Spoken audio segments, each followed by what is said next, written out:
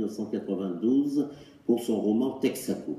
Au sommaire, histoire, littérature, langue et musique, je reçois ce soir le sociologue, écrivain et poète marie-galantais Bernard Leclerc pour son livre Marie-Galante ou Paradis avant liquidation, sortir du macadam, et la réédition du procès de Marie-Galante de Victor Schœlcher, dont il est le préfacier. Pascal Archimède, il est formateur en anglais, adepte et ardent défenseur de l'apprentissage linguistique par la musique. Et puis pour ce 200e Cette Actu, notre coup de cœur est musical.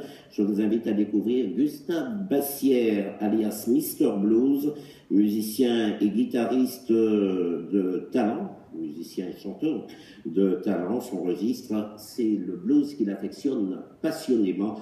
Il nous emmènera tout à l'heure dans son univers. Voilà pour le sommaire.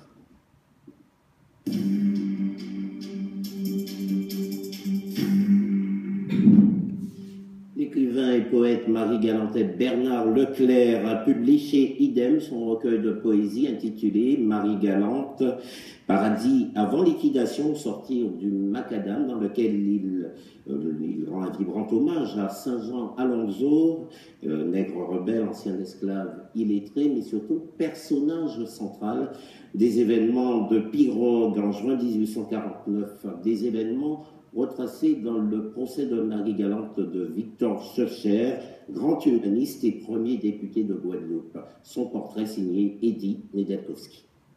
Le combat de sa vie a été l'abolition de l'esclavage, un système d'exploitation de l'homme par l'homme qu'il a pourfendu dans de nombreux livres. Antiraciste, partisan de l'abolition de la peine de mort et de l'école laïque, féministe, acquis aussi des socialistes, Schœlcher saisit l'opportunité de la révolution de 1848 pour aller frapper à la porte du gouvernement provisoire de la République. C'est lui qui rédigera, en mars 1848, et fera adopter un mois plus tard le décret d'abolition définitive de l'esclavage. Le plus grand honneur de ma vie, disait-il. La Guadeloupe, reconnaissante, fera de lui son premier député élu au suffrage universel en 1848, en même temps que Louis Mathieu, l'ancien charpentier slave. Toute sa vie, Schœlcher cultivera l'amour des Antilles. Le grand âge venu, il offre, avant sa mort en 1893, ses collections et bibliothèques à la Martinique, à la Guadeloupe et à la Guyane. On reçoit à présent Bernard Leclerc. Il est écrivain, sociologue de formation et poète. Bonsoir, merci d'avoir accepté notre invitation. Et je le disais tout à l'heure, vous êtes le préfacier du procès de Marie-Galante de Victor Schœlcher, réédité. Est-ce un hasard que cette réédition corresponde avec les souvenirs mémoriels qui se multiplient ça et là, et surtout l'inauguration attendue dans quelques jours du Mémorial Act? Oui et non. C'est-à-dire c'est le travail qui devait se faire puisque ce livre avait disparu et la génération d'aujourd'hui a besoin donc de matière pour travailler, pour voir clair sur le passé. Et donc c'était déjà en chantier et donc c'est sorti, c'est arrivé comme ça, mais un heureux hasard, dirais-je. Alors, bien évidemment, il faut se remettre dans le contexte pour appréhender les choses à leur vraie valeur. Nous sommes au lendemain de l'abolition. La nouvelle société post-esclavagiste va faire l'apprentissage du fait démocratique avec les législatives de juin, et il y a bien sûr les nostalgiques de l'ancien système esclavagiste qui organise une véritable machination. Le terme n'est pas trop fort. Oui, 1848, donc le fameux complot des mulâtres pour éradiquer les Blancs. Le 27 mai, abolition de l'esclavage, et pratiquement un an après, donc première législative, où évidemment ça se passe très mal parce que la chose qui fâche, c'est que le jour de l'élection, Alonso donc se rend compte avec ses amis que le maire de l'époque, donc Baudreau Roussel Bonneterre, avait demandé donc aux gens qui étaient illettrés de prendre tel ou tel bulletin. Et de là, tout part, évidemment, l'histoire du complot. Ils sont arrêtés, on fait feu sur la population. Il y a, d'après ce que dit Schœlcher, entre 80 et 100 morts, et une soixantaine de personnes ramenées, donc rapatriées d'urgence au fort Chiche-Pense, et on a surnommé ça depuis donc, le procès de Marie-Galante. Mais notre bonhomme Alonso, qui depuis très longtemps était déjà, je dirais, dans le collimateur. D'ailleurs, quand on dit le procès de Marie-Galante, ces événements-là ne concernent pas que Marie-Galante. D'autres communes de Guadeloupe sont concernées. Il y aura des arrestations un peu partout et toute une cohorte de procès. Le Lamentin, Sainte-Rose, un peu partout. Hein. Dont on dira un mot tout à l'heure. Au départ, ces élections s'organisent dans un contexte clanique. C'est un camp contre l'autre. Mais bien sûr, puisque vous avez les royalistes avec Bicêtre et Richard, et du côté donc, de Périnon et donc de Victor Schœlcher, qui depuis très longtemps mène un combat pour l'abolition. Mais je dirais, cette période post-esclavagiste est difficile, puisqu'on a enlevé tous les droits et on a enlevé, je dirais, tout le pouvoir donc, de ces gens, entre guillemets. Et économiquement, les choses ne vont plus parce qu'il faut dorénavant payer les gens.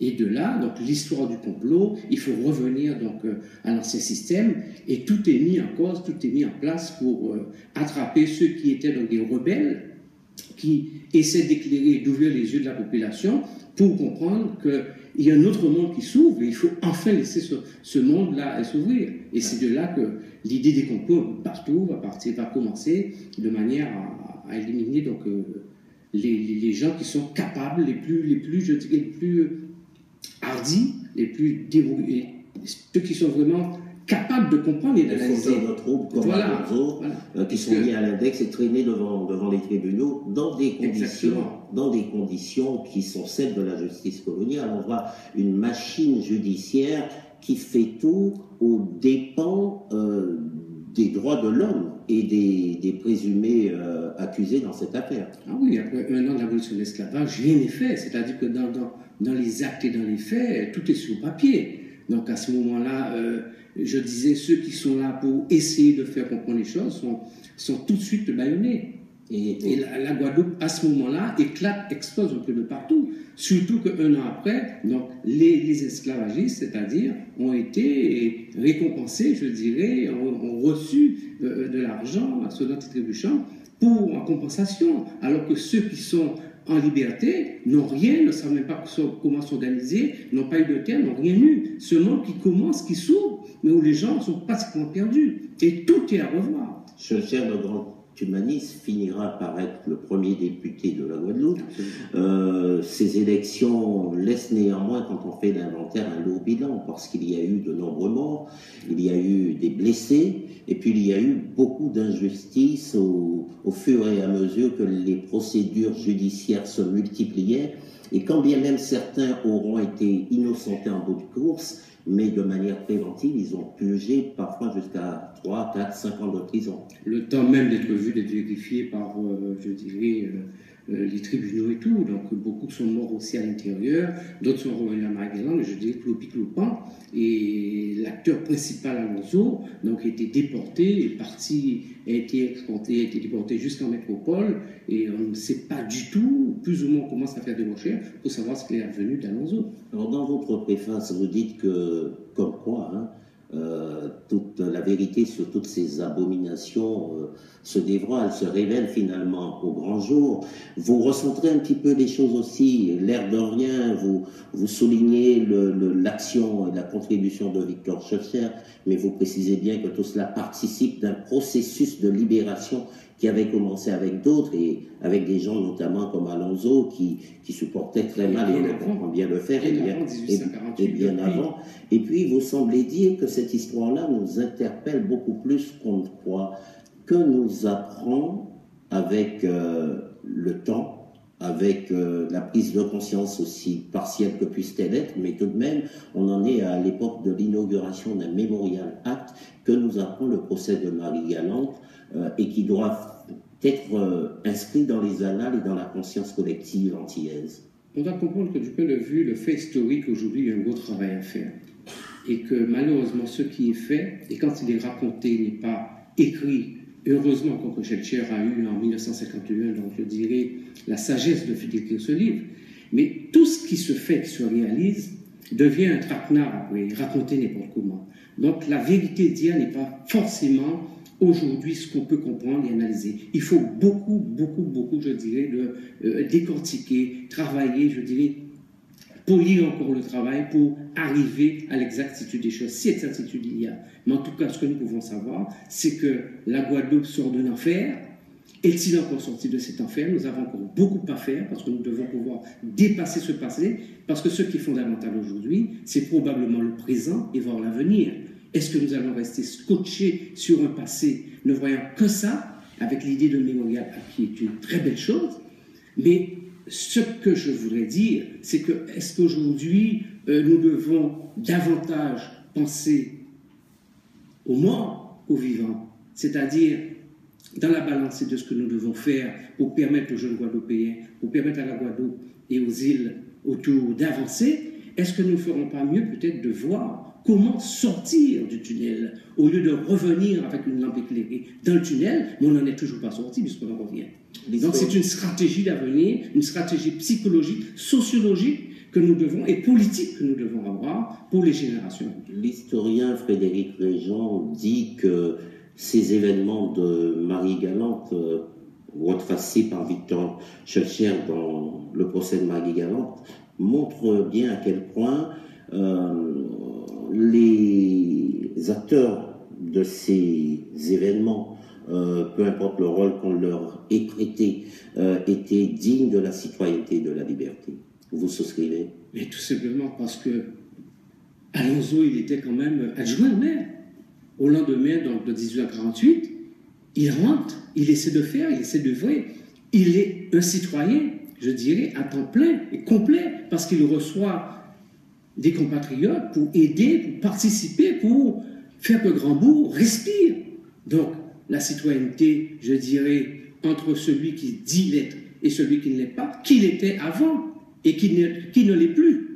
C'est une belle question. Le procès de Marie-Galante de Victor Schœlcher, réédité avec une préface de Bernard Leclerc, à lire absolument. Bernard Leclerc, vous êtes écrivain et poète, vous êtes connu notamment pour La Mare aux Conches, vous êtes connu aussi pour Le Château de Murat ou Le Viol d'Alicia et quelques autres titres.